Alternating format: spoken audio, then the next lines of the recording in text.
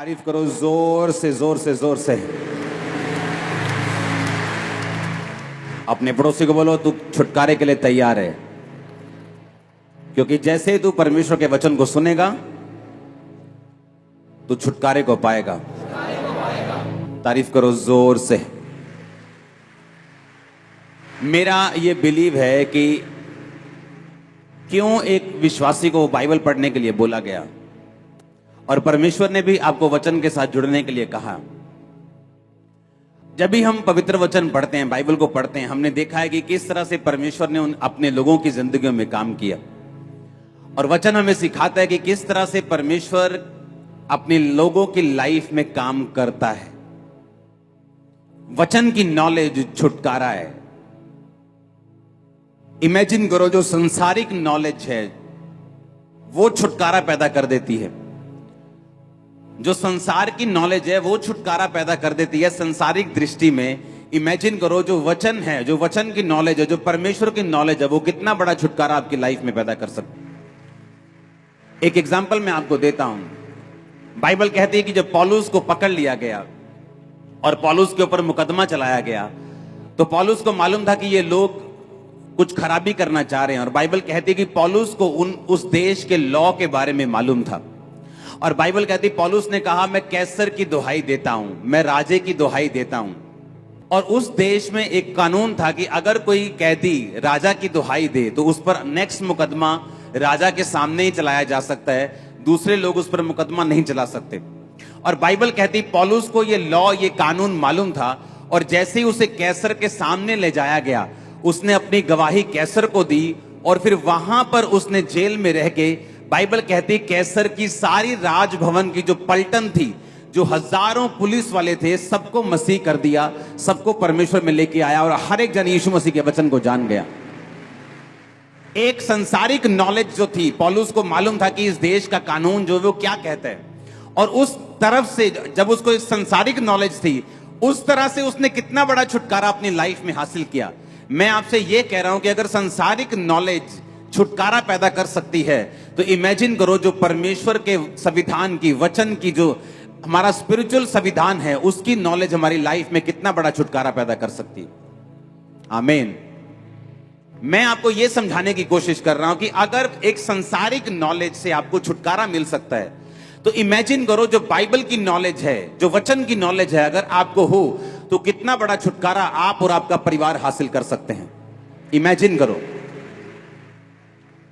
आज एक गवाही पाया हुआ विश्वासी और वो जो गवाही पे गवाही पाता जा रहा है, और दूसरा विश्वासी जो इंतजार कर रहा है, उन दोनों में एक ही फर्क है कि एक विश्वासी को यह समझ आ चुका है कि मुझे गवाही किस तरह से लेनी है।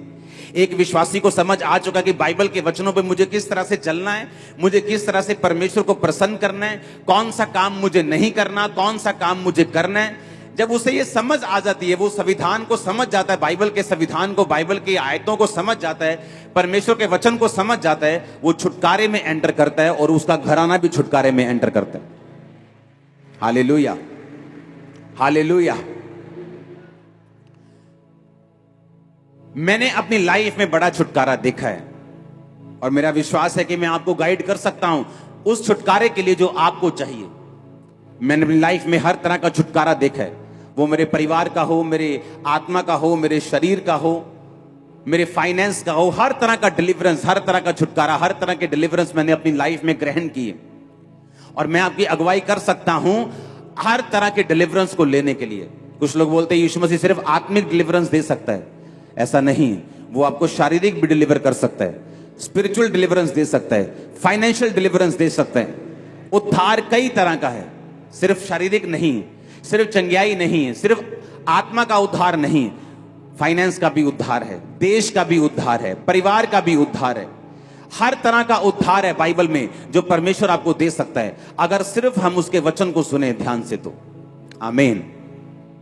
अपने पड़ोसी को बोलो ध्यान से सुनना। अपने पड़ोसी को बोलो ध्यान से सुन। आमीन। जिस छुटकारे की मैं आपसे बात कर रहा हूं, जो छुटकारा आपको चाहिए, मैं आपको बोल चुका हूं कि स्पिरिट में वो छुटकारा आपके अंदर एंटर कर चुका है। ये जस्ट आपके अंदर ग्रो होगा और आप टेस्टिमनीज के साथ वापस आना शुरू हो जाएंगे।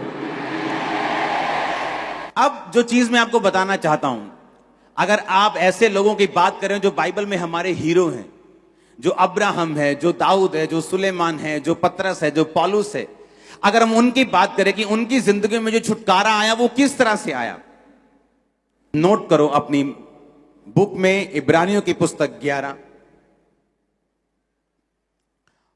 उसकी 8 से लेके 19 आयत तक। उसमें लिखा, विश्वास ही से अब्राहम जब बुलाया गया तो आज्ञा मानकर ऐसी जगह निकल गया जिसे मिरास में लेने वाला था, परंतु वह ना जानता था कि मैं किधर जाता हूं, तो भी निकल गया। विश्वास ही से उसने प्रतिज्ञा किए हुए देश में, परदेसी देश में परदेशी के समान रहकर इसहाक और याकूब समेत जो उसके साथ उसी प्रतिज्ञा के वारिस थे तंबुओं में वास किया, क्योंकि वह उस स्थिर नींव वाले नगर की बाट जोहता था जिसका रचने वाला और बनाने वाला परमेश्वर है। बाइबल कहती है कि विश्वास से अब्राहम निकल गया। कहां पर? परमेश्वर ने कहा अपने देश को, अपने परिवार को छोड़ दे और चला जा उस देश को जो मैं तुझे दिखाऊंगा। बाइबल कहती है उसने इंतजार नहीं किया और निकल गया घर से। यह भी मालूम नहीं था कि मैं इधर को जाऊं, उधर जाऊं, इधर जाऊं कि इधर जाऊं। जस्ट इतनी आज्ञा मिली थी कि अपने घर से निकल, अपना बैग पैक कर और निकल जा। जो देश मैं तुम्हें दिखाऊंगा उस देश में चला जा, अपने घर, कुटुंब, परिवार को छोड़ के चला जा। परमेश्वर ने कहा था जब महायाजक साल में एक बार गुनाहों के लिए लहू को बहाएंगे तो जो जानवर वो बलि करेंगे उसकी देह को छावनी के बाहर जलाया जाएगा। अगर उस जानवर की देह को छावनी के बाहर, शहर के बाहर, बस्ती के बाहर नहीं जलाया जाएगा तो तुम्हारा छुटकारा नहीं होगा। अब्राहम को भी परमेश्वर ने यही कहा, जब तक तू अपने कुटुंब, अपने परिवार, इन लोगों को छोड़कर, अपनी छावनी को छोड़कर नहीं जाता, मैं तेरा छुटकारा नहीं कर सकता। तुझे मिस्र को छोड़ना होगा, पुरानी जिंदगी को छोड़ना होगा, पुराने तौर तरीकों को छोड़ना होगा, तो मैं उस छुटकारे को कर सकूंगा जो मैंने तेरे लिए सोचा हुआ है। अपनी पुरानी जिंदगी में, अपनी पुरानी जिंदगी के रीति रिवाजों में, अपनी पुरानी जिंदगी के तौर तरीकों में रहकर आप परमेश्वर से वो छुटकारा हासिल नहीं कर सकते जिसके लिए परमेश्वर आपको अपने पास बुलाना चाहता है। और बाइबल कहती है जब परमेश्वर ने उसको कहा कि तू अपने कुटुंब को छोड़कर, तो बाइबल कहती है अब्राहम जब बुलाया गया, आज्ञा मानकर ऐसी जगह निकल गया जिसे मिरास में लेने वाला था, पर नहीं जानता था कि मैं किधर जाता हूं। पहला कारण छुटकारे का, आपको पुरानी जिंदगी से निकलना पड़ेगा अगर आप छुटकारा चाहते हैं तो। नोट करो, पुरानी जिंदगी में रहकर, उसके तौर तरीकों से रहकर आप नए छुटकारे को हासिल नहीं कर सकते। व्यवस्था विवरण 18 उसकी 9 से 13 आयत में लिखा हुआ, मैं इसको पढ़ूंगा, आप इसको सिर्फ सुनेंगे। जब तू उस देश में पहुंचे जो तेरा परमेश्वर यहोवा तुझे देता है, तब वहां की जातियों के अनुसार घिनौना काम करना ना सीखना। तुझ में ऐसा ना हो कोई अपने बेटे या बेटी को बलि करके चढ़ाए, या किसी से भविष्य पूछे, या शुभ अशुभ मुहूर्तों को माने, या टोने और तांत्रिक, या भविष्य पूछने वाले, या भूत को साधने वाले, या भूत को जगाने वाले लोगों के पास जाएं। जितने ऐसे काम करते वो यहोवा के लिए घृणित हैं। मेरी दाहिनी आंख फड़क रही है, आज कुछ अच्छा होगा। मेरी बाहिनी आंख फड़क रही है, आज कुछ बुरा होगा। परमेश्वर कहता है जब तक तुम इन चीजों से नहीं निकलोगे, मेरा किया हुआ छुटकारा तुम्हें कभी नहीं मिलेगा। मैं घर से निकलूंगा 12:15 बजे, 11:45 नहीं निकलूंगा। मैं इस दिन को कार नहीं खरीदूंगा, मैं इस दिन को ये चीज नहीं लूंगा। परमेश्वर ने कहा जब तक तुम अशुभ और शुभ मुहूर्तों को मानते रहोगे, मैं तुम्हारा छुटकारा नहीं कर पाऊंगा। ये शाम को नहीं काटना, शाम को ये सफाई ना करना, सुबह को ये करना, दोपहर को ये करना, शाम को ये करना। परमेश्वर ने कहा जब तक तुम इन चीजों को मानते रहोगे, मैं तुम्हारा छुटकारा कभी नहीं करूंगा। उसने कहा अब्राहम मैं तुम्हें छुटकारा देना चाहता हूं, लेकिन तुझे अपने कुटुंब को छोड़कर निकलना पड़ेगा, क्योंकि जब तक तू इन लोगों में रहेगा तुझे इन्हीं के अनुसार चलना पड़ेगा, और जो मैं तेरी जिंदगी में करना चाहता हूं मैं नहीं कर पाऊंगा। क्योंकि परमेश्वर जो उसकी लाइफ में करना चाहता था, उसके लिए उसको यह मालूम होना चाहिए था कि सर्वशक्तिमान परमेश्वर ने ही मुझे यह बड़ा छुटकारा दिया है। जहां अब्राहम रहता था, उस देश के लोग बहुत बुद्धिमान समझे जाते थे। वो आपके सिर को देखकर आपका भविष्य बता देते थे। तो परमेश्वर को मालूम था कि जब तक अब्राहम इन लोगों में रहेगा, मैं अब्राहम को ब्लेस नहीं करूंगा। कई बार मैं आपको बता चुका हूं कि मेडिकल साइंस, डॉक्टर्स परमेश्वर ने खड़े किए हैं। बाइबल बताती है, पौलुस ने कहा तिमुथियुस को अपने पेट के बार बार बीमार होने दाखरस काम मिलाकर। बाइबल बताती है, यीशु मसीह ने कहा बीमार को वैद्य की जरूरत है। इसीलिए परमेश्वर ने कहा बीमार को वैद्य की जरूरत है। अगर परमेश्वर को यह बोलना होता कि बीमार को वैद्य की जरूरत ही नहीं है, वो सिर्फ मेरे पास आए, ऐसा नहीं। लेकिन कई बार परमेश्वर वैद्य की दवाई, मेडिकल साइंस को काम नहीं करने देता, ताकि आपको यह मालूम हो कि आपकी लाइफ में जो हीलिंग हुई है वो सिर्फ परमेश्वर ही कर सकता था और उसी ने की है। इसलिए हम ऑपरेशंस के खिलाफ नहीं है, हम दवाइयों के खिलाफ नहीं। हम लोगों को यही बोलते हैं आप पर हीलिंग की प्रार्थना हुई है, डॉक्टर कंफर्म करेंगे कि आपके पेट का रोग चला जा चुका है, आपका कैंसर खत्म हो चुका है, आपको दवाई की जरूरत नहीं। डॉक्टर आपको बोलेगा दवाई की जरूरत नहीं, हम आपको नहीं कहेंगे दवाई की जरूरत नहीं। हम क्यों कहेंगे? आप मेरी बात समझ रहे कि नहीं? परमेश्वर ने कहा बीमारों को वैद्य की जरूरत है। अब यहां पर जब परमेश्वर को मालूम था कि मैं अब्राहम को जो ब्लेस करना चाहता हूं, इसको अपना बेटा, अपना वंश देना चाहता हूं। 75 साल का था अब्राहम और अभी तक उसके बच्चा नहीं हुआ था। लेकिन परमेश्वर को मालूम था कि पुरानी जिंदगी में रहते हुए, पुराने सब मुहूर्तों को, अशुभ शुभ चीजों को मानते हुए मैं अब्राहम का बड़ा छुटकारा नहीं कर सकता। इसलिए परमेश्वर ने कहा, जब परमेश्वर आपको कोई बात करने के लिए कहता है, जैसे परमेश्वर ने मेरे दोस्त सारे छुड़वा दिए जब मैं मसीह में आया, एक भी दोस्त नहीं था मेरे पुरानी जिंदगी का जिससे मैं रोज बात कर सकूं। क्या करता मैं उनसे बात करके? वो सिर्फ दारू की बात करते, नशे की बात करते, लड़कियों की बात करते, और कोई बात वो नहीं करते। और धीरे धीरे परमेश्वर ने वो दोस्त 1-2 महीने में मेरे छुड़वा दिए, क्योंकि परमेश्वर जानता था कि जब तक ये पुरानी जिंदगी में रहेगा, एक बड़ा छुटकारा, एक बड़ी लाइफ, एक बड़ी योजना जो मैं इसे दिखा रहा हूं, ये देख नहीं पाएगा। उसके लिए मुझे पहले इसको अलग करना पड़ेगा, अलग करके तैयार करना पड़ेगा, और उसके बाद मैं इसे सिखाऊंगा, समझाऊंगा, खड़ा करूंगा, छुटकारा दूंगा, जैसा आज आपके सामने है।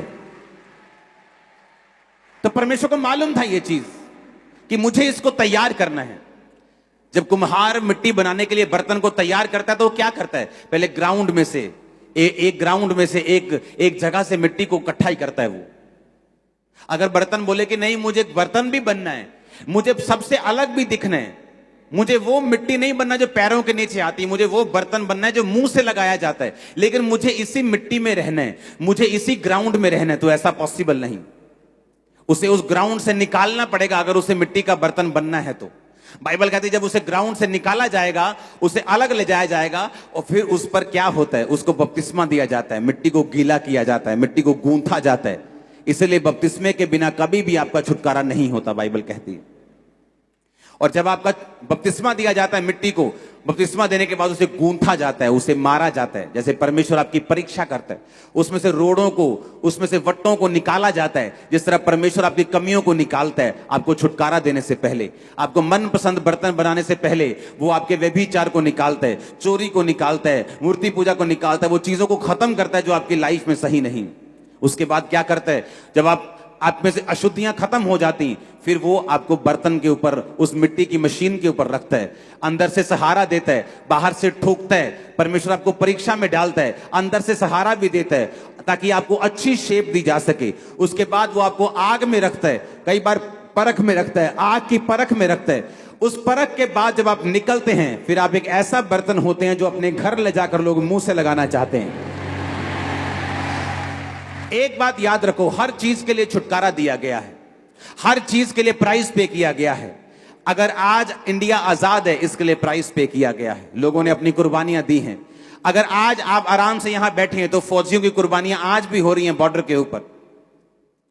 इसलिए यह बात हमेशा याद रखो कि अगर कोई छुटकारा आपको चाहिए, उसके लिए आज भी आपको उस छुटकारे के लिए कुर्बानी देनी होगी।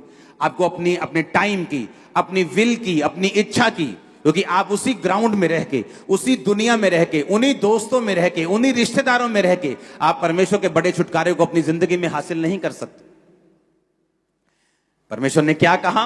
परमेश्वर ने कहा तुम में कोई ऐसा ना हो जो अपने बेटे या बेटी को बलि चढ़ाए, भविष्य पूछने वाला हो, शुभ अशुभ मुहूर्त को मानने वाला हो, तो मैं तुम्हारा छुटकारा फिर नहीं कर पाऊंगा। हालेलुया। औरतों को आदत होती सबसे ज्यादा ये चीजों को मानने की, और इसलिए सबसे ज्यादा बंधन भी उन्हीं की जिंदगियों में रहते हैं। परमेश्वर ने कहा जब तुम मसीह में हो सब कुछ नया हो चुका है। तुम 12:15 निकलोगे या 11:45, तुम्हारे लिए ब्लेसिंग होगी। तुम जिस मर्जी वार को निकलोगे ब्लेसिंग होगी। जिस मर्जी वार को जो मर्जी खाओगे ब्लेसिंग होगी। वो आमीन ऊंचा चाहिए। यहां पे अब्राहम को छुटकारा कैसे मिला? बाइबल कहती उसने परमेश्वर की आवाज को सुना कि अगर परमेश्वर मुझसे कह रहा है तो ये मेरे फायदे के लिए है। वो मुझे दुखी नहीं करना चाहता, वो मुझे बोर नहीं करना चाहता, वो मुझे तंग नहीं करना चाहता, पर वो मेरी जिंदगी में बड़ा छुटकारा देना चाहता है। इसलिए परमेश्वर ने कहा तुम्हारी सोच में मेरी सोच में जमीन और आसमान का फर्क है। तुम्हारे काम करने के तरीकों में मेरे काम करने के तरीकों में जमीन और आसमान का फर्क है। इसलिए हमें उसी के अनुसार चलना है जो परमेश्वर कहता है, जो वचन कहता है। अगर हम उसी चीज के अनुसार चलेंगे तो बड़ा छुटकारा आप पाने वाले हैं यीशु मसीह के नाम में। दूसरी बात, छुटकारा उनको मिलता है। दूसरा पॉइंट यह है आज की मीटिंग का, छुटकारा उन लोगों की जिंदगियों में हासिल होता है जो परमेश्वर की योजना को अपनी जिंदगी के छुटकारे से भी ज्यादा बड़ा स्थान देते हैं। अब्राहम को मालूम था कि परमेश्वर ने उसे बेटा देने के लिए बुलाया है। अब्राहम को मालूम था कि परमेश्वर ने उसके वंश को बढ़ाने के लिए बुलाया है। पर बाइबल कहती एक समय ऐसा आया जब अब्राहम को यह शक रूपी विश्वास हो गया कि अब उसके बेटा नहीं हो सकता।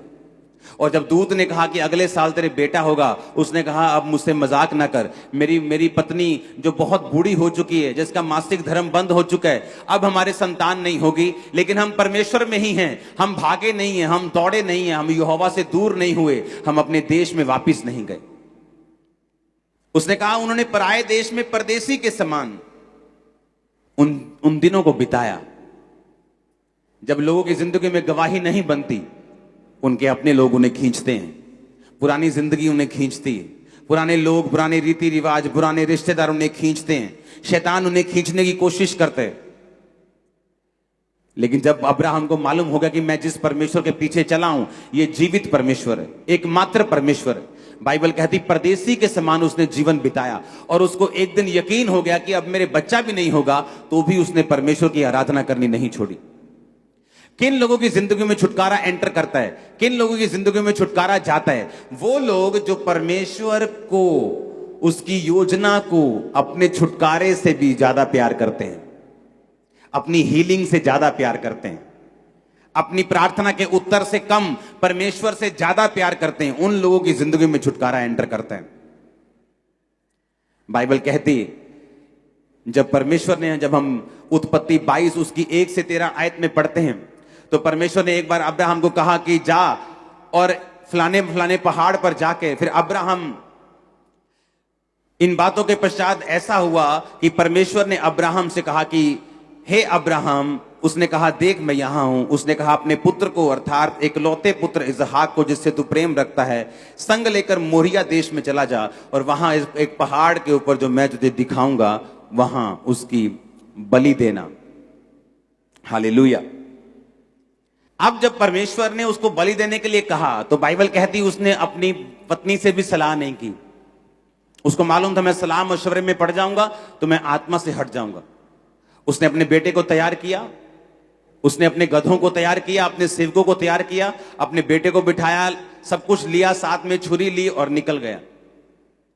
रास्ते में उसका बेटा पूछता रहा कि पिता सारा कुछ हमारे पास है, लकड़ी है, सब कुछ है, लेकिन बलि कहां है, होम बलि की भेड़ कहां है? तो उसने कहा बेटा परमेश्वर इंतजाम करेगा उस भेड़ का।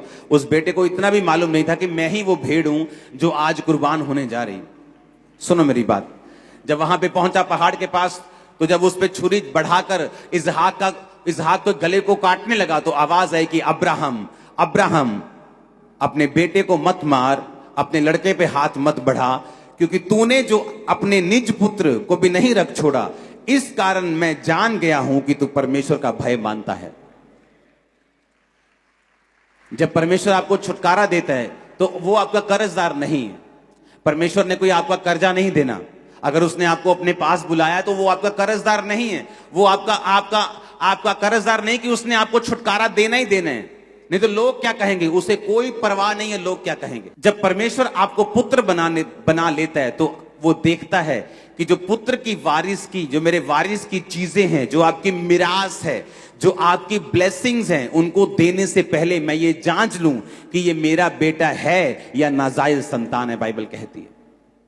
अब अब्राहम को ये चीज मालूम थी कि परमेश्वर होम बलि इंसानों की नहीं लेता, लेकिन परमेश्वर ने जानबूझ के उसकी परीक्षा की, जा और अपने बेटे को चढ़ा दे। वो बेटा इमेजिन करो जो 25 साल की परीक्षा के बाद अब्राहम को मिला था, और उस बेटे को बाइबल कहती ये सोच के अब्राहम चढ़ाने के लिए गया कि जब अंत के दिनों में हम सब जी उठेंगे तो मेरा बेटा भी जी उठेगा। इमेजिन करो किस लेवल का प्यार वो परमेश्वर से करता था, किस लेवल की आज्ञाकारिता में वो था कि जो वायदा परमेश्वर ने उसके साथ किया था। जब उसकी जिंदगी में 2 बड़े इंसिडेंट ऐसे हुए, एक बच्चा होने से पहले, एक बच्चा होने के बाद, जब उसे लगता था कि ये चीजें खत्म हो जाएंगी और ये वायदा पूरा नहीं होगा, तब भी उसने परमेश्वर के साथ चलना छोड़ा नहीं। और बाइबल कहती है जब वो छुरी चलाकर उसे मारने लगा तो परमेश्वर ने कहा आज मैं जान गया हूं कि तू मुझसे प्यार करता है, आज मैं जान गया हूं। और परमेश्वर ने फिर कहा अब मैं तुझसे बड़ी जाति बनाऊंगा, अब मैं वो सारे वायदे तेरी जिंदगी में पूरा करूंगा। मेरा परमेश्वर आपको अब्राहम के समान बढ़ाए, वो आपकी जाति को इसहाक के समान बढ़ाए, वो आपके लोगों को अपने समान बढ़ाए। आमीन। ऊंचा ये बरकत आपकी है। Hallelujah, hallelujah. बाइबल कहती जब अब्राहम ने इधर उधर देखा तो वहां भेड़ फंसी हुई थी। जब उसने देखा, आंखें उठाई तो क्या देखा कि एक मेढ़ा, 11-13 आयत में लिखा, एक सींगों के समेत अपनी झाड़ी में फंसा था। आप जानते हैं अब्राहम जब घर से निकला, मैं आपको वचन इसलिए सिखा रहा हूं कि आपको मालूम हो कि अगर किसी ने छुटकारा पाया है तो इत्तेफाकन नहीं पाया। उसकी जिंदगी में कोई इत्तेफाक नहीं हुआ, या परमेश्वर ने पार्शलिटी नहीं की, इसको दूंगा, इसको नहीं दूंगा, इसको दूंगा, ऐसा नहीं किया। अगर उसने छुटकारा पाया तो उसके पीछे कारण क्या था कि उसने एक बड़े छुटकारे को अपनी जिंदगी में हासिल किया। बाइबल कहती जब उसने इधर उधर देखा तो एक मेढ़ा झाड़ियों में, लकड़ियों में फंसा हुआ था। आप जानते जब अब्राहम घर से निकला तो वो लकड़ियां लेकर निकला था। वो ये भी सोच सकता था कि लकड़ियां मैं पहाड़ पे जाके ले लूंगा, पहाड़ में भी तो लकड़ियां है ना, उन्हीं लकड़ियों में तो वो मेढ़ा फंसा हुआ था, हाँ या ना। लेकिन अब्राहम इस कॉन्शियसनेस में था कि जो लकड़ी मैं परमेश्वर के लिए यूज करूंगा वो मेरे अपने घर की होनी चाहिए। मैं जो ऑफरिंग परमेश्वर को दे रहा हूं मैं उसे फ्री में कहीं से हासिल नहीं करूंगा। जिस जगह पर दाऊद को परमेश्वर ने दर्शन दिया, उस जगह को दाऊद ने खरीदना चाहा तो खरीदार ने कहा तू ऐसे ही मुझसे ले ले। उसने कहा मैं इस जगह का पूरा प्राइस तुझे दूंगा, मैं यहोवा की कोई भी चीज को फ्री में नहीं करूंगा। ये एक निशानी थी अब्राहम के बोने वाले जीवन की, कि वो कॉन्शियस रखता था कि परमेश्वर के लिए मैंने कुछ भी ऐसा नहीं करना जो फ्री में हो। उसे मालूम था, घर से लकड़ियां लेके वो चला, और बाइबल कहती परमेश्वर ने भेड़ का इंतजाम किया। अगर कोई ऐसा होता जो लकड़ियां भी वहीं से लेता तो शायद वहां लकड़ियां खत्म हो चुकी होती तो भेड़ा किसी लकड़ी में फंसता ना। जब आपके दिमाग में, आपकी स्पिरिट में यह बात आ चुकी है कि मुझे बोना है, आपकी स्पिरिट में यह बात आ चुकी है मुझे अलग टाइम में रहना है, आपकी स्पिरिट में यह बात आ चुकी मैं मसीह में हूं, पुरानी बातें बीत गई। जब मैंने बपतिस्मा लिया तो शुभ अशुभ मुहूर्त सब खत्म हो गए, सब आंखों का फड़कना बंद हो गया, सब 12:15 पौने 12 खत्म हो गए, सब तरह के जादू टोने टोटके सब खत्म हो गए। अब मैं मसीह में आजाद हूं, परमेश्वर मेरे साथ है, उसका आत्मा मेरे साथ है, जब मेरी मर्जी में जाऊं खुदाबंद मेरे साथ रहेगा। That's it. उस दिन आप छुटकारे में एंटर कर जाएंगे, उस दिन आपका छुटकारा हो जाएगा, उस दिन आप समझ जाएंगे कि परमेश्वर ने आपको फ्री होने के लिए बुलाया है। हालेलुया, जोर से बोलो हालेलुया। अब्राहम के अंदर यह आदत थी कि अब्राहम ने अपने छुटकारे को खुदावन से कम प्यार किया है। आज अगर मैंने छुटकारा हासिल किया हुआ है, यहां बैठा हूं, तो मेरी ये टेस्टिमनी है कि मैंने अपने छुटकारे से पहले परमेश्वर से प्यार किया है। एक समय था जब मैं अपने छुटकारे के लिए परमेश्वर को बड़ी ताने मीने देता था कि परमेश्वर तू लोगों का छुटकारा कर देता है, मेरा नहीं करता। तू लोगों को हील कर देता है, मुझे नहीं करता। मैं भी सेवा करता हूं लेकिन तू मुझे टच नहीं करता। मैं भी सेवा करता हूं लेकिन तू मुझे हील नहीं करता। मैं प्रार्थना करता हूं, लोग चंगे हो जाते हैं। मैं मीटिंग करवाता हूं, दूसरे लोग टेस्टिमनीज दे जाते हैं। मेरे सामने लोग आके अधरंग से ठीक हो जाते हैं, फिर चर्च आना शुरू कर देते हैं, लेकिन मेरा छुटकारा तो नहीं करता। लेकिन मैं ये नहीं जानता था कि परमेश्वर की योजना मेरी जिंदगी में बड़ी है और वो मुझे छुटकारा देना चाहता है, लेकिन वो मुझे ट्रेन कर रहा था कि अगर मैं छुटकारा ना भी पाऊं तो क्या मैं सेवा करने के लिए तैयार हूं, क्या परमेश्वर को मानने के लिए तैयार हूं, क्या उसकी सेवा करने के लिए उसको प्यार करने के लिए तैयार हूं। जितने लोगों को छुटकारा चाहिए, ये बात को इमेजिन करके, सोच के अपनी जिंदगी में पकड़ के रखना। गंढ बन के रखियो, पंजाबी च कहते हैं। अगर अपने छुटकारे को परमेश्वर से ज्यादा प्यार करोगे तो छुटकारा कभी आपको हासिल नहीं होगा। सबसे पहला प्यार आपको परमेश्वर को करना है। बाइबल कहती है अब्राहम ये जानकर भी कि अब मेरे बच्चा नहीं होगा, उसने यहोवा को नहीं छोड़ा। ये जानकर भी जो बच्चा हो गया है अब इतने सालों बाद और बड़ा हो गया है, फिर भी कुर्बान करने के लिए चल पड़ा बिना किसी सलाह मशवरे के। यह साबित करता है कि अब्राहम परमेश्वर से प्यार करता था। तीसरा पॉइंट लिखो अपने कॉपी और पेन में। अगर आपका ध्यान आत्मिक नहीं है तो भी आपकी जिंदगी में आपको छुटकारा नहीं मिलता। जितने लोग सिर्फ चंगाई को ढूंढते हैं, सिर्फ बरकत को ढूंढते हैं, सिर्फ मेरा डाइवोर्स कैंसिल हो जाए, सिर्फ मेरा एक्सीडेंट ये मैं ठीक हो जाऊं, और उन्हें आत्मिक जिंदगी से कोई लेना देना नहीं। प्रार्थना की है नहीं की, चोरी की आदत है कि नहीं है, वे विचार करते हैं कि नहीं करते, हम अभी भी शुभ अशुभ मुहूर्तों को मानते हैं कि नहीं मानते, हम ये काम करते हैं कि नहीं करते, उनको कोई मतलब नहीं। उनको अपनी आत्मिक जिंदगी से कोई मतलब नहीं। प्रार्थना की है कि नहीं, कोई मतलब नहीं। वचन पढ़ते हैं, बाइबल पढ़ते हैं कि नहीं पढ़ते, रोजा रखते हैं, गालियां निकालते हैं कि नहीं, उन्हें कोई मतलब नहीं। बाइबल कहती है, जब हम इब्रानियों की पुस्तक 11 उसकी 10 आयत को पढ़ते हैं तो वहां लिखा, क्योंकि वह उस स्थिर नींव वाले नगर की बाट जोता था जिसका रचने वाला और बनाने वाला परमेश्वर है। बाइबल कहती है कि जब अब्राहम को यह मालूम हो गया कि मेरे बच्चा नहीं होगा, तो क्या ऐसी सोच थी उसके दिमाग में जिस सोच ने उसको ये परमेश्वर में बनाए रखने पर मजबूर कर दिया कि अब तेरे बच्चा नहीं होगा तो आगे क्या। बाइबल कहती वो उस स्थिर रहने वाले, फिर से पढ़ेंगे 10 आयत को, क्योंकि वह उस स्थिर नींव वाले नगर की बाट जोता था जिसका रचने वाला और बनाने वाला परमेश्वर है। बाइबल कहती है धरती और पृथ्वी, धरती और आसमान हिलाए जाएंगे।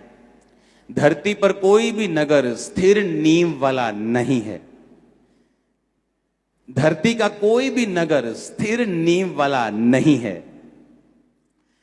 क्योंकि बाइबल कहती है कि धरती और आसमान हिलाए जाएंगे। जब आगमन होगा, जब न्याय होगा तो ये हिलाए जाएंगे। ये किस स्थिर नींव वाले नगर की परमेश्वर बात कर रहे हैं? परमेश्वर हेवन की बात कर रहे हैं। जब अब्राहम को ये बात मालूम हो गई कि मैं शायद ये छुटकारा ना पाऊं, तो बाइबल कहती उसने ये सोच लिया था कि कोई बात नहीं, अगर मैं इस दुनिया में आशीषित इस आशीष से नहीं हुआ तो भी मैं स्वर्ग में जा रहा हूं, मैं उद्धार पा चुका हूं, मैं यहोवा के पास जा रहा हूं। कोई भी विश्वासी अगर इस सोच को नहीं रखता तो मैं आपको बता सकता हूं लाइफ में कहीं ना कहीं जाकर वो छुटकारे को नहीं हासिल कर पाएगा और कहीं ना कहीं जाकर वो अटक जाएगा। कहीं ना कहीं जाकर शैतान उसे फंसा लेगा, कहीं ना कहीं जाकर उसकी ग्रोथ, उसकी जिंदगी की आत्मिक ग्रोथ, उसका कहीं ना कहीं वो स्टक हो जाएगा, कहीं ना कहीं वो फंस जाएगा अगर उसकी सोच ये नहीं है। बाइबल कहती है जब अब्राहम को विश्वास हो गया कि अब मेरी जिंदगी में बेटा नहीं होगा, बाइबल कहती किस कारण वो बना रहा परमेश्वर में, क्योंकि वो स्थिर नींव वाले नगर की बाट जोता था जिसका रचने वाला और बनाने वाला परमेश्वर है। अब्राहम ये सोच चुका था कि कोई बात नहीं, अगर ये ब्लेसिंग मेरी लाइफ में नहीं है मैं स्वर्ग जा रहा हूं। कोई बात नहीं, अगर बेटा नहीं हुआ मैं स्वर्ग जा रहा हूं। कोई बात नहीं, अगर फाइनेंशियल ब्लेसिंग नहीं है मैं स्वर्ग जा रहा हूं। कोई बात नहीं, अगर हीलिंग नहीं हुई मैं स्वर्ग जा रहा हूं। परमेश्वर ने कहा अगर तुम्हारा ऐसा विश्वास नहीं है तो शैतान तुम्हारे अंदर रुकावटों को पैदा करेगा, तुम्हारी हीलिंग में रुकावट होगी, तुम्हारे छुटकारे में रुकावट होगी। क्योंकि शैतान को अगर ये बात समझ आ गई कि अगर वो तुम्हारी हीलिंग को रोक ले तो तुम परमेश्वर से रुक जाओगे, वो तुम्हारी हीलिंग को रोक लेगा। क्योंकि शैतान को वो बड़ा इंटरेस्टेड है तुम्हारे उद्धार को खत्म करने के लिए। वो बड़ा इंटरेस्टेड है कि तुम्हारा उद्धार जो है वो कभी ना हो। वो बड़ा उसको तुम्हारी हीलिंग रोकने से कोई लेना देना नहीं। उसको हीलिंग ना हो, छुटकारा हो, पैसे की बरकत मिले, उसको कोई लेना देना नहीं। वो इन चीजों को रोकता है ताकि तुम्हारे उद्धार पर चोट कर सके, तुम्हें परमेश्वर से दूर लेके जा सके। और बाइबल कहती है अब्राहम इसीलिए बना रहा क्योंकि उसका जो दिमाग था वो उद्धार की ओर था, वो मुक्ति की ओर था, कि वो उस स्थिर नींव वाले नगर की बाट जोता था। पढ़ेंगे उस आयत को, जिसका रचने वाला और बनाने वाला परमेश्वर है। आमीन। मैं आपको फिर कह रहा हूं, अगली आयत में लिखा, विश्वास से सारा ने बूढ़ी होने पर गर्भ धारण करने की सामर्थ पाई। सामर्थ तब काम करती है जब आपके अंदर फेथ होता है। फेथ सिर्फ यही नहीं, विश्वास सिर्फ यही नहीं कि एक दिन प्रभु मुझे चंगा करेगा या उसके कोड़े खाने से मैं चंगा हो चुका हूं। विश्वास इसको भी कहते हैं, वो चंगा करे ना करे, वो मेरा परमेश्वर है, मैं स्वर्ग जा रहा हूं, मैं उद्धार पा चुका हूं, मैं परमेश्वर की संतान हूं। आमीन। और जब आप ऐसा विश्वास रखते हैं, जब आपका विश्वास अटल है, आपने परमेश्वर में जीने और मरने का फैसला कर लिया है, आप भी सामर्थ पाएंगे इम्पॉसिबल चीजों को पॉसिबल करने की। वचन कहता है सारा ने सामर्थ पाई गर्भ धारण करने की। मैं आपको सामर्थ देता हूं यीशु के सामर्थी नाम में सब कुछ धारण करने की। मैं अनॉइंट करता हूं आपको यीशु मसीह के सामर्थी नाम में सारा की तरह ब्लेसिंग लेने की सामर्थ को आपकी लाइफ के ऊपर रिलीज करता हूं। आमीन हो जाए बरकत तुम्हारी ये चर्च। Hallelujah, hallelujah. याद रखो मेरी बात को कान खोलकर सुनना, दुनिया की हर ब्लेसिंग आप लोगों के लिए बनाई गई है। दुनिया की हर बेस्ट चीज तुम्हारे लिए बनाई गई है। आपको क्या लगता है दुनिया की बेस्ट ब्लेसिंग पापियों के लिए बनाई गई? दुनिया की बेस्ट मैरिज लाइफ पापियों के लिए बनाई गई? दुनिया की बेस्ट फाइनेंशियल लाइफ पापियों के लिए बनाई गई? बताओ तो, हाँ या ना? दुनिया की बेस्ट ब्लेसिंग जीसस ने बनाई है और आपके लिए बनाई है, पर उनको लेने का तरीका है। अगर तरीका नहीं आता तो सफर करेंगे हम फिर। अगर तरीका नहीं आता तो बल्ब बेचने वाला भी कई बार अंधेरे में रह सकता है अगर उसकी दिक्कत हो दुकान में। तो अपनी अगर कनेक्शन कटे हुए हो तो बेचता बल्ब हो तो उसके अपने दुकान में अंधेरा रह सकता है। छुटकारा परमेश्वर ने हमें सिखाया है किस तरह लेना है। दिमाग आत्मिक रखना है, दिमाग स्वर्ग के ऊपर रखना है, दिमाग उद्धार के ऊपर रखना है कि मेरा उद्धार हो चुका है, मैं स्वर्ग जा रहा हूं। ये आनंद आपके अंदर होना चाहिए। अगर ये आनंद आपके अंदर है तो आप परमेश्वर को कभी नहीं छोड़ेंगे, चाहे आपकी प्रार्थना का उत्तर कुछ देर के लिए ना भी आए तो। लेकिन अगर ध्यान आत्मिक नहीं है, अगर ध्यान स्वर्ग की ओर नहीं है, अगर ध्यान धरती की चीजों की ओर है, तो जहां फिर आपको ये चीजें ऑफर होंगी फिर आप वहां पर भागेंगे। फिर जब कोई बोलेगी बहन जी बाबा बो सियाना एक कार ही आ जाओ बस, आप जाएंगे क्योंकि आपको आपके कैंसर से शिफा चाहिए। और परमेश्वर आपको सिर्फ शिफा नहीं देना चाहता, वो आपके लिए बड़ी योजना रखता है। वो आपके परिवार को सेव करना चाहता है, वो आपको लंबी आयु देना चाहता है, वो स्वर्ग के अधिकारी आपको बनाना चाहता है, वो जयवंत जीवन आपको देना चाहता है। लेकिन उसको लेना हमने लेना है तरीके के साथ, हमने लेना है सही रीति के साथ, सही तरीकों को अपनाते हुए उसे हमने लेना है। इसलिए अच्छी चर्च में जाना जरूरी है, जीवित चर्च का हिस्सा बनना जरूरी है। इसलिए जहां वचन की गहराई हो उस चर्च में जाना जरूरी है, जहां सामर्थ्य हो वहां जाना जरूरी है, ताकि जो छुटकारा बाइबल में आपके लिए निर्धारित है आप उसे पा सकें। कितनों को मेरी बातें समझ आ रही हैं? और ये परमेश्वर का प्लान है आपकी लाइफ में कि अगर आप पुरानी जिंदगी से अलग नहीं होते छुटकारा नहीं होता। मैंने आपको एग्जांपल समझाई है, मिट्टी के बर्तन की कुम्हार किस तरह से उसे बनाता है। वो उसे दुनिया से अलग करता है, वो उसे आम ग्राउंड से अलग करता है, उसको उसकी अशुद्धियां निकालता है, उसको पानी का बपतिस्मा देता है, उसको गूंथता है, फिर उसको बर्तन पे रखता है, फिर उसको आग में रखता है, फिर जाकर वो बर्तन बनता है। लेकिन आज का विश्वासी आग में नहीं जाना चाहता, आज का विश्वासी परख में नहीं जाना चाहता। वो बर्तन बनना चाहता है आदर का, लेकिन परख में जाना नहीं चाहता। लेकिन बाइबल कहती है जितने भक्ति के साथ जीवन बिताना चाहेंगे वो सब लोग सताए जाएंगे। हालेलुया, ऊंची आवाज से बोलो हालेलुया।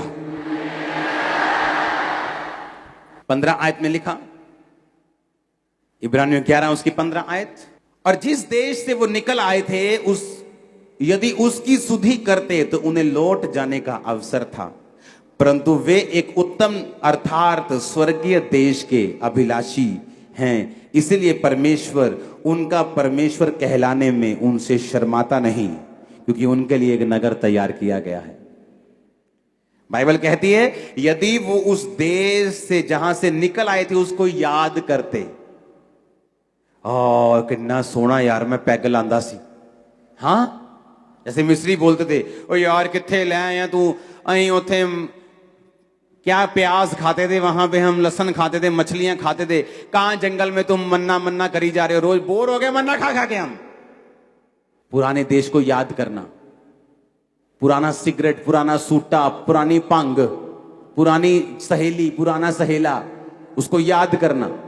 उसने कहा अगर तुम उन चीजों को याद करते तो उन्हें लौट जाने का अवसर होता। अगर मुझे लौटना नहीं है वापिस तो मैं याद क्यों करूंगा? फिर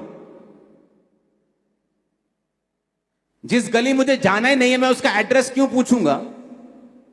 जो काम मुझे करना ही नहीं है मैं बैठकर पुराने दोस्तों के साथ उसे क्यों डिस्कस करूं कि हम कैसे पैग लगाते थे, हम क्या बातें करते थे, मैं क्यों बात करूं ऐसी? भाई कहता अगर उन्होंने उस देश में लौटना होता तो उसे याद करते, पर कहता उन्होंने लौटना नहीं था क्योंकि वो स्वर्गीय देश के अभिलाषी थे।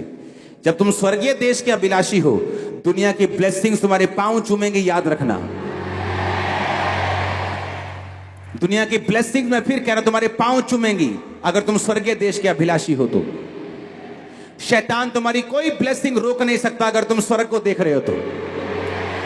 अगर तुमने विश्वास कर लिया है कि मैं स्वर्ग जा रहा हूं, ब्लेसिंग मायने नहीं रखती, तो याद रखो मैंने कहा ब्लेसिंग आएगी नहीं, मैंने कहा तुम्हारे कदम चूमेगी ब्लेसिंग यीशु मसीह के नाम में।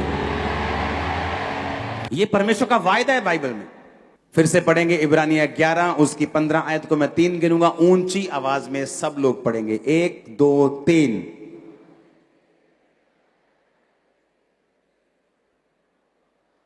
अभी भी मजा नहीं आया मेरे को, और ऊंची आवाज में चिल्लाकर पढ़ेंगे। 1 2 3।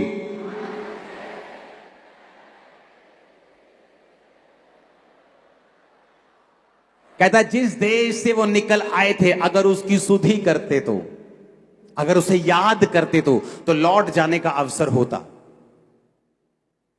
मिस्री याद करते रहते थे, ओ उस देश में हम मछलियां खाते थे, ओ उस देश में हम प्याज खाते थे, ओ उस देश में हम ये खाते थे, तुम हमें जंगल में मरने के लिए ले गए आए हो। उन्हें ये नहीं दिख रहा था कि तुम बच गए हो, उन्हें ये नहीं दिख रहा तुम गुलामी से आजाद हो गए हो, तुम शैतान की गुलामी से आजाद हो गए हो, तुम आगे जा रहे हो।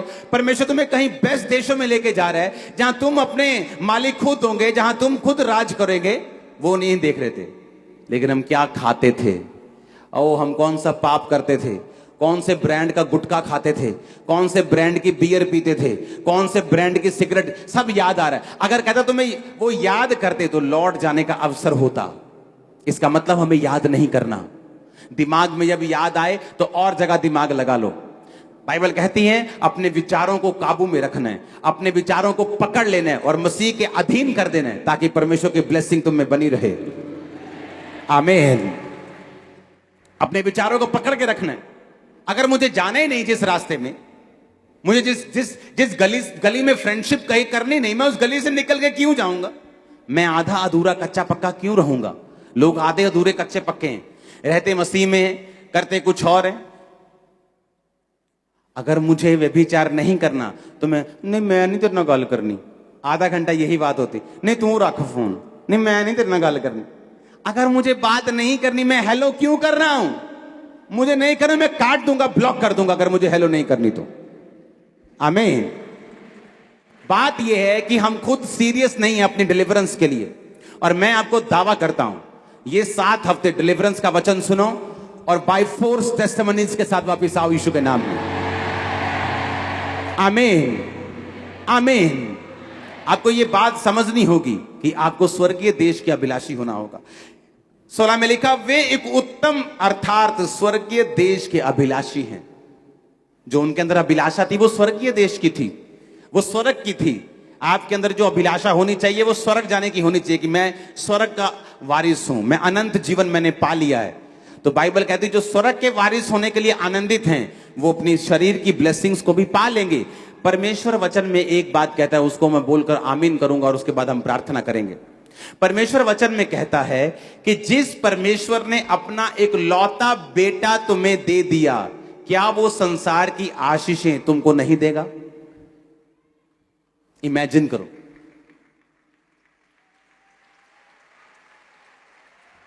कि आप किसी के घर में जाएं,